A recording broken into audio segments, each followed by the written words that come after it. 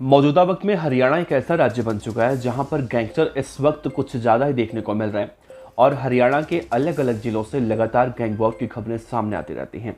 अभी हमने 2 दिन पहले आपको एक खबर बताई थी जिसमें हरियाणा के अंदर एक गैंगस्टर था जो जितेंद्र गोगी गैंग से ताल्लुक़ रखता था और उसने बहुत ही बेरहमी से एक घर में घुसकर, दुकान में घुसकर एक व्यक्ति की हत्या की थी और सोशल मीडिया पर बाकायदा इस हत्याकांड की जिम्मेदारी ली थी। और इस घटना को अभी मुश्किल से 5 से 6 दिन का वक्त भी नहीं बीता होगा। आज एक बार फिर से ठीक ऐसी ही वारदात एक बार फिर से हरियाणा के अंदर देखने को मिली है, लेकिन इस बार उसी जितेंद्र गोगी के सहयोगी गैंग लॉरेंस बिश्नोई गैंग ने इस वारदात को अंजाम दिया है। दरअसल कहा जा रहा है कि हरियाणा के सोनीपत में, माफ़ कीजिएगा पानीपत में ये पूरा वाक़या हुआ है और लॉरेंस बिश्नोई का एक गुर्गा है जिसका नाम अभी निकल कर सामने नहीं आया, लेकिन कहा जा रहा है कि उसने एक व्यक्ति जिसका नाम तसब्बर बताया जा रहा है उसने मौत के घाट उतार दिया। अब इस पूरी घटना का वीडियो भी निकल कर सामने आया है जिसमें कहा जा रहा है कि वो लड़का जो तसव्वर है जो मारा गया है उसकी उम्र 23 साल की थी। माफ़ कीजिएगा 25 साल की उसकी उम्र बताई जा रही है। 2 बेटियां हैं, उसकी शादी हो चुकी थी। एक छोटा मोटा दुकान वो किसी चिकन कॉर्नर वगैरह का चलाता था। लेकिन अब सवाल उठता है कि लॉरेंस बिश्नोई गैंग से उसकी दुश्मनी आखिर क्या थी जिससे कि लॉरेंस बिश्नोई गैंग के बदमाशों ने उसे बहुत ही बेरहमी से मौत के घाट उतार दिया। अगर हम पुलिस का बयान आपको सुनाने की कोशिश करें तो आप पहले पुलिस का बयान सुनिए, उसके बाद हम आगे चर्चा करते हैं। दिल्ली का मामला है। अनाज मंडी के गेट नंबर 2 के पास रात किसी तसव्वुर लड़का आदमी का उसकी हत्या कर दी थी। तो उसके बारे में इन्फॉर्मेशन रात को मिली थी। उसका भाई वहाँ मौके पर पहुंचा और वो यहाँ हॉस्पिटल में लेके आए थे। तो यहाँ हॉस्पिटल में पहुंचने पर उनको डॉक्टर ने बताया कि इस मृत्यु हो चुकी है। दरअसल कहा जा रहा है कि लॉरेंस बिश्नोई गैंग के गुर्गों के साथ मरने वाले तसब्बुर का कुछ विवाद पहले से भी चल रहा था और वो लगातार लॉरेंस बिश्नोई गैंग का बदमाश इस मौके की तलाश में था कि कब उसे अपने पुराने कहासुनी का बदला लेने का मौका मिले। और 30 सितंबर यानी कि आज की दरमियानी रात जो रात बीत चुकी है, उस रात में अचानक उसके भाई को कुछ लोगों ने जगाया। वो उस वक्त सो रहा था। उसने कहा कि भाई उठो, तुम्हारे भाई को कोई बहुत बुरी तरह से मार रहा है। तभी वो जाता है वहाँ पर, देखता है कि उसके भाई को अधमरा छोड़कर वो बदमाश वहाँ से फरार हो चुके थे। आसपास के लोग जब उसे हॉस्पिटल में ले गए तो वहाँ पर डॉक्टर ने उसका जो ये कह दिया कि भाई ये तो मर चुका है। अब शुरुआती दृष्टि से जब जानकारी निकल कर सामने आई तो यही कहा जा रहा है कि अनाज मंडी के पास वो लोग बैठ के शराब पी रहे थे और शराब पीते पीते ही लॉरेंस बिश्नोई गैंग के बदमाशों से उनकी मुलाकात हुई। कहासुनी पहले भी हो रखी थी और आज भी कहासुनी हुई, जिसके बाद धारदार हथियार से लॉरेंस बिश्नोई गैंग के बदमाशों ने उसे बहुत ही बेरहमी से मौत के घाट उतार दिया।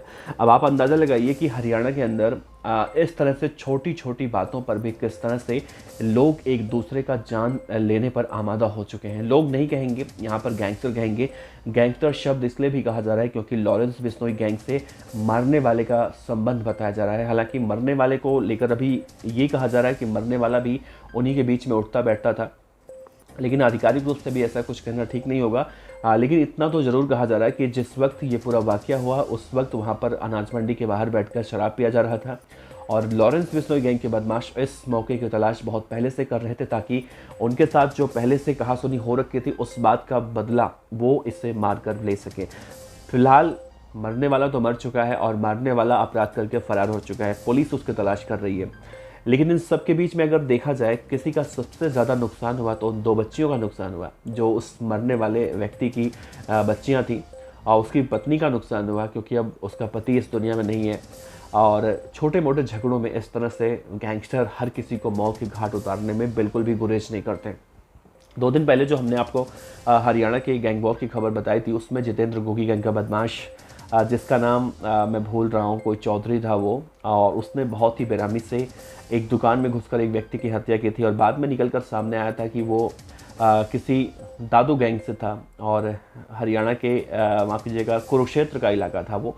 और कुरुक्षेत्र इलाके में उनके बीच में जो गैंग वॉर होता है, गैंग वॉर का सिलसिला वो बहुत पहले से चल रहा था। पहले उनके मामा मारे गए, पापा मारे गए। उसके बाद उस गैंगस्टर ने बदले की खातिर दुकान में घुसकर उसके पिता की हत्या की थी और ये कहा था बाद में कि इस हत्याकांड की जिम्मेदारी मैं लेता हूँ और मैंने इस हत्याकांड को इसलिए अंजाम दिया क्योंकि मेरे पिता और मामा की हत्या में इसके छोटे बेटे गोल्डी का हाथ था। तो ये 2 वारदातें अभी हरियाणा के अंदर 8 से 10 दिनों के अंदर हुई हैं, जो वाकई में हरियाणा पुलिस को भी कहीं ना कहीं और भी चौकन्ना रहने के लिए इशारा कर रही हैं।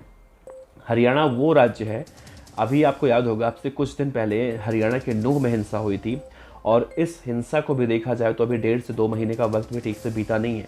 पुलिस की मुस्तैदी अभी ख़त्म नहीं होनी चाहिए थी, लेकिन अब देखा जा रहा है कि एक बार फिर से इस तरह की वारदात का सामने आना वाकई में कहीं ना कहीं पुलिस के लिए चुनौती भरा देखने को मिलने वाला है, चुनौती भरा, एक संघर्ष भरा पुलिस के लिए समय रहने वाला है।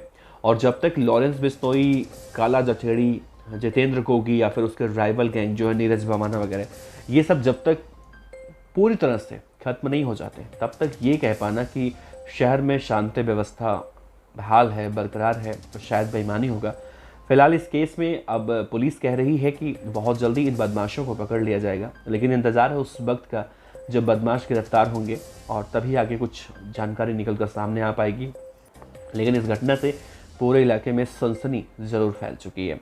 तो इस खबर पर अपनी राय दीजिए। आपका बहुत बहुत शुक्रिया अगर आप हमें अभी तक देख रहे थे तो, और जिस तरह से आप प्यार दे रहे हैं ऐसे ही देते रहिए, बहुत अच्छा लगता है। नमस्कार, जय हिंद।